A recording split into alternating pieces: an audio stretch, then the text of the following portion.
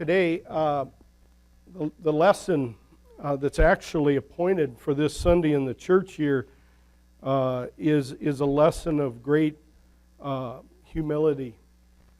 And we're going to be talking about the context of this pretty soon, but the theme for today is a crumb for me.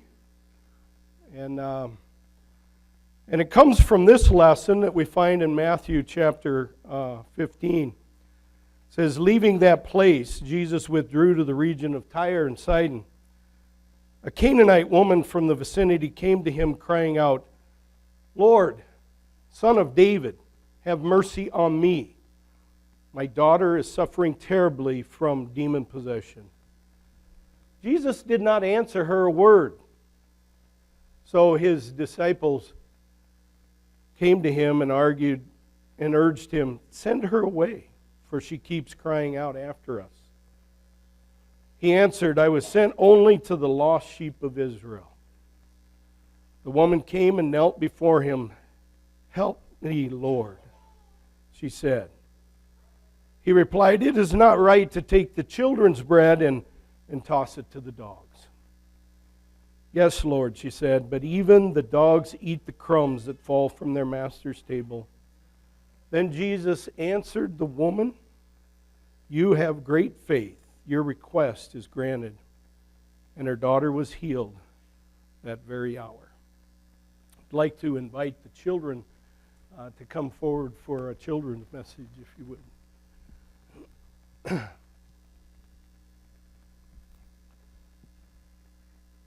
Here they come.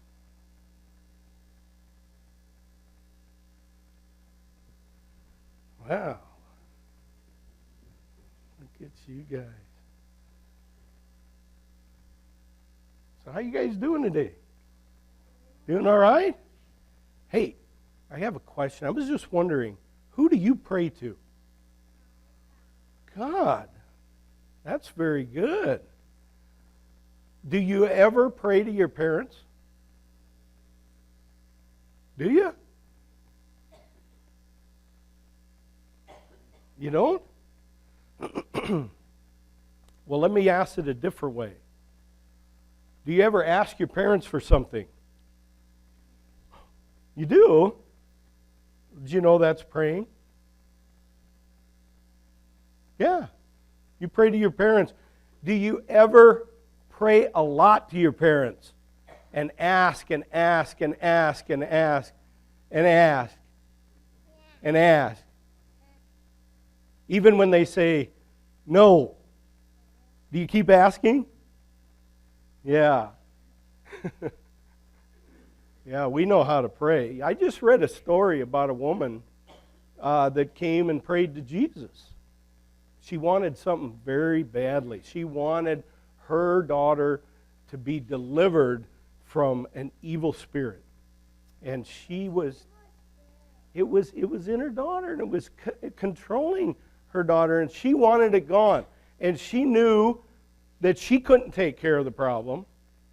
In fact, she didn't know of anybody who could until she had heard about Jesus. And she just kept asking. Even when Jesus ignored her. Even when Jesus didn't answer. Even when Jesus told his disciples, I'm really not here for this. But she came and knelt before him, and she kept asking, like you guys ask your parents, over and over. Do your parents ever get to the point, okay, fine? Do they ever say that? Oh, never? Man, you have stronger parents than I was, I'll tell you. Because, it gets to a point where just to get a little peace. But see, God doesn't work that way. Jesus wasn't saying no because he was just not wanting to. But this woman kept asking him because she knew he could do it. It was a Canaanite woman, which was from a different country. Yeah. And we're going to talk about that in the sermon today. But that's a good question. So you stop asking your parents for what you want? No. Why? Because they're the ones that can give it to you. Right? Should we stop asking God even when He doesn't seem to answer our prayer, doesn't seem to give us the answer we want? No, because God gives us all good things. And He's in our hearts. That's why we can talk to Him anytime. And so we learn from the woman, you got to go to who can really help us. So the one that helps us with our sin, with the things we do wrong, is Jesus, because He died for those on the cross. That's who we go to, right? No one else. Thanks for coming up. We're going to listen to more about this woman in our story.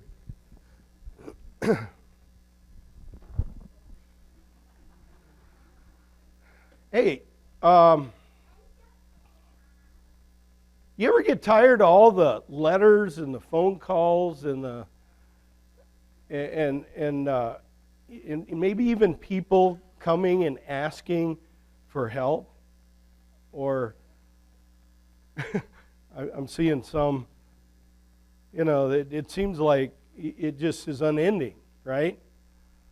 But when you think about it, isn't it better to be on the end of being asked than being the one that needs to do the asking? I think so. It's a blessing to be the one to be able to bless others, even when it gets really difficult in a world of so much need that we're bombarded with to sort out, what is it that we can and should do and want to do versus being on the other end of things and needing to go and ask. That's a humbling experience to go and ask someone for help. And sometimes maybe we're too proud to do that. The woman in our story, she goes to Jesus to ask Him for His help because somehow she knew He was the one that could take care of that problem that she was dealing with. I want you to turn to your outline in your bulletin, and we're going to use this today to help guide us. And this has to do with all of us being humbled, being poor beggars. One of the pictures in Crossways and Divine Drama Material, it's a Bible study program, we use it still for our confirmation, is hands reaching up at the bottom of the page toward God, and they're just bony, skinny, beggarly hands reaching out, and it's a symbol of humanity and all people needing the life-giving, sin-forgiving, and soul-healing power of Jesus and the crumbs that we're going to be talking about today. And so as we look at this lesson today, the first thing we see, number one, is that there are crumbs for a mother. And this can be kind of a tough lesson if you just go into it like we did where we just read it out of context. And so I want you to understand a little bit the context it's in. It goes, the chapter right before, in the middle of that chapter, is feeding of 5,000.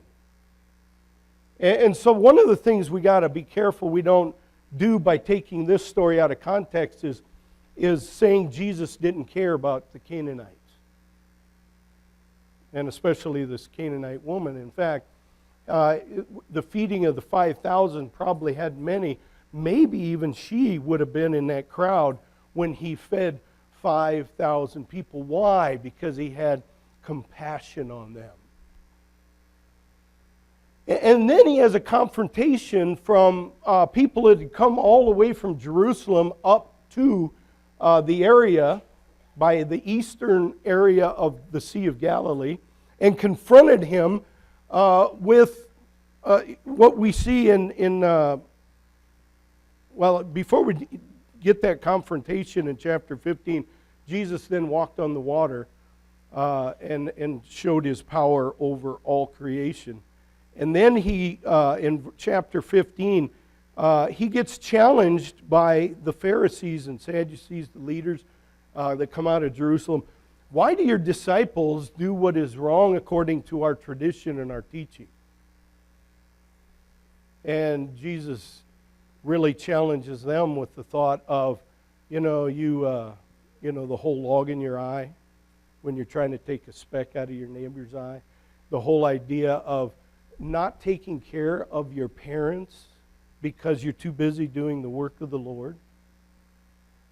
And you're doing good over here, but you're really neglecting the very thing you should be doing.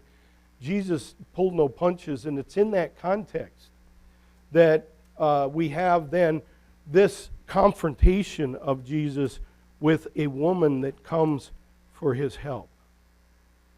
And as we get into this, I want you to realize, verse 22, if we could see that again, the Canaanite woman was from that vicinity. In other words, Jesus had fed the 5,000. He crossed the sea, partly walking on the water. He gets over to the Decapolis area, which is the east side, and there he feeds 4,000. By the way, this would have been pagan people that didn't believe in Yahweh, the God of heaven and earth. And then he worked his way north, clear up to Tyre and Sidon, right in the middle of Canaanite country. And by the way, if you remember, Canaanites, go back to Abraham. Abraham didn't even want Isaac to have a wife from where they were living in Canaan. And he had his servant go and find somebody from his own people. Later on, God, when they were to take over that country, that land that he had given them, they were to drive them out completely, which they failed to do. And now it's these Canaanites that lived in this region as a thorn in the flesh of God's people, not because they were different nationality, but because they were leading people astray, even God's own people, into false worship, false gods, into a religion that was about manipulating gods rather than trusting in a benevolent God. And it's this person that comes from this group, this woman. And she comes and she kneels down in front of Jesus. But before that happens, before she gets a chance to even be in his presence and kneel down before him, the disciples come to Jesus. And so there's a separation there. And they had walked in, she was hounding him. She must have just kept crying out, because finally they go in and they say, Jesus, send her away. Which must have implied, give her what she wants. Because Jesus says, why should I give to the dogs what belongs to the children of Israel? Jesus sounds a little cruel here, doesn't he? This can be a hard lesson. There's been a lot written about why did Jesus ignore her in the first place. There's been a lot written about what could be taken as a prejudice comment. Why should I take the food from the children of Israel and throw it to the dogs? We can't really know the mind of Christ in this, but we do know it wasn't because he didn't love her. It wasn't because he didn't care about her need. One of the speculations is that he didn't come there to set up a miracle mill and draw people to himself through these miracles and set up camp on this earth as the miracle worker that could take care of all of our needs, whether it's hunger or thirst or healing or casting out of demons, whatever the miracle. It wasn't the purpose Jesus came into this world. It was a job that had to be among the chosen people of God in the people of Israel. And that would be a work that would include being despised, and rejected by his own very people. As we looked at last week when Paul lamented that many of his own kind, many of the Jews of that day did not receive Jesus as the answer to all that God wanted to make a difference in. And so today, as we look at this, the Canaanite woman doesn't give up, but she comes in and after almost being dismissed, gets on her knees and pleads again and again that he would have mercy and that he would help because he is the Son of David. She has a true confession about him, and she says, Lord, help me. And the reason is for someone else. It's for her loving the daughter she loves so dearly. And Jesus says, in response to that seemingly harsh statement that could be taken as prejudice, but Lord, even the little dogs eat the crumbs that fall from the table. Wow. She knew who could help her. She wasn't going to be denied, because she was in front of the only one that could help her with the problem that she had. And Jesus rewards her for that faith. And maybe that's the whole reason. Maybe it was an example to those that had challenged him. Maybe it was an example to his disciples. He was amazed by her faith. As strong as it was that she trusted only in him. And from that moment on, the daughter was released, freed from the demon. And that brings us to what's even and still important for us today, and that is number 2, that there is a crumb for me. There is a crumb for me.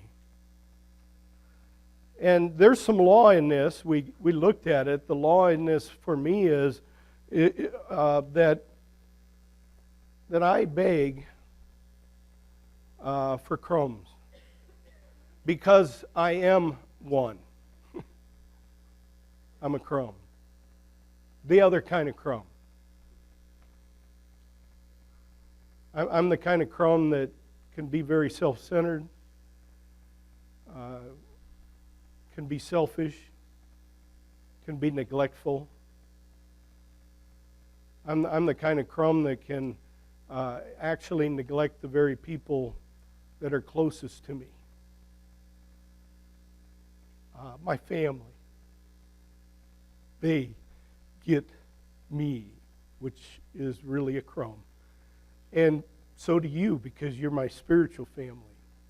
And as I look back at ministry, I can see the times I was a crumb to people. I disappointed. I didn't do as I should have done. Some even went away because of it. There's times in the world and with certain people or with neighbors or people that irritated me that I was a crumb. And by the way, there's plenty of us crumbs in the world.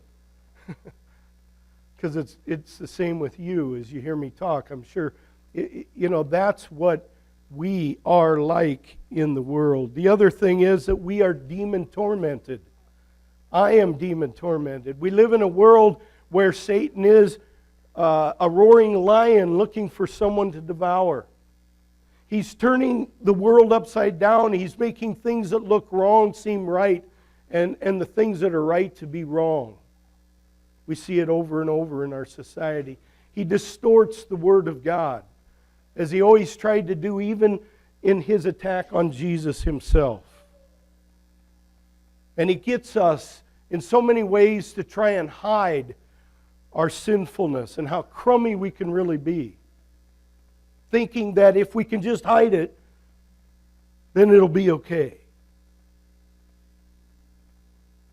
And then I am a beggar, just like this woman. The reality is I have issues, I have needs, and the greatest of those is how crummy I've been. It's my sinfulness, and the reality is what I'm not able to do about it. I can't take it away. I can't pay for it. I can't do enough good to balance the scales. I'm a poor beggar, as all of us are before the throne of God. We are truly humbled by God's word, by His law, the fact that we all have sinned and fall short of the glory of God. And then I beg of a God who would be very right to just ignore me. He has all the right to ignore someone like me. But that's not how God operates. That's the law. That's the Word putting us in our place, so to speak, humbling us before God and before one another. How dare I claim to be superior in any way over any other person, any other human being that God has created and lost and now paid for. That's the gospel. That's what we have to bring. See, I do beg. And I'm glad to beg like the woman was able to go to Jesus. We beg of a God who is merciful, always has been merciful. And that's a God that didn't give us what we deserve, but instead sent His Son to pay for what we deserve. And then to give us what we actually don't deserve, and that's grace. We did nothing to deserve Him loving us that much. One of the things that struck me this last week is, we've always had the right to stand up for human rights for all people, for our own human rights. But when people start standing up for being superior over someone else, that's bigotry. That's hatred. And there's no place for it. That's what Jesus came to tell us. Not just tell us. That's what He came to show us. See, because the most superior person that ever lived on this earth, the one that in every way was equal to God, did not consider equality with God something to be grasped, but made Himself nothing by taking the very nature of a servant, by taking our human nature, including our sin, the very thing that would separate us from God. And so I beg of a God who in every way is merciful, but He's also able. He's the one that can help. Just like the woman could be helped only by Jesus, that's the only one in this world that men can turn to and by which we must be saved. And I beg of a God who has unending crumbs, by the way. Unending crumbs. There's a couple weeks ago we were at some friends up in Alexandria, and they have their dogs there. And I've always made it a policy personally to never feed someone else's dog from the table or if we're having snacks or whatever. I just don't do it. Even if they give me permission, I don't do it. Number one, because I don't want to be a marked man. You feed that dog, it's going to be coming after you. What I liked about this family is the dad. He's the worst. And they know who to go to. They just go and sit right in front of him. And he'll even tell them, go lay down. Go lay down. They just sit there. In fact, one of them, Harley, she just turns around and she sets her rear on his foot and then looks over her shoulder at him. And do you know why? Because she knows, and so they both know where it's going to eventually come from. They've learned that. See, we have that kind of a relationship in a lot of ways with a God who gives us crumbs that are powerful. These are crumbs that fall from the table. And yet the real miracle of it is we really are made children of God. And that's where the analogy of this little story falls short. Is now God has made us His children. He has put us in the high chair. He's put us at the table. By the way, dogs love children. Especially those little ones in the high chair, and they pick up the food and they throw it down there because they look to watch the dog eat. Right? See, that's the relationship that God brings us into for the world. God has an abundance of crumbs for the whole world. Powerful crumbs that can do amazing things. Crumbs that can give life. Crumbs that can forgive sin. Crumbs that can heal souls. Not just in this life, but for an eternity. And He's given us the ability to be loved by people that need these crumbs desperately.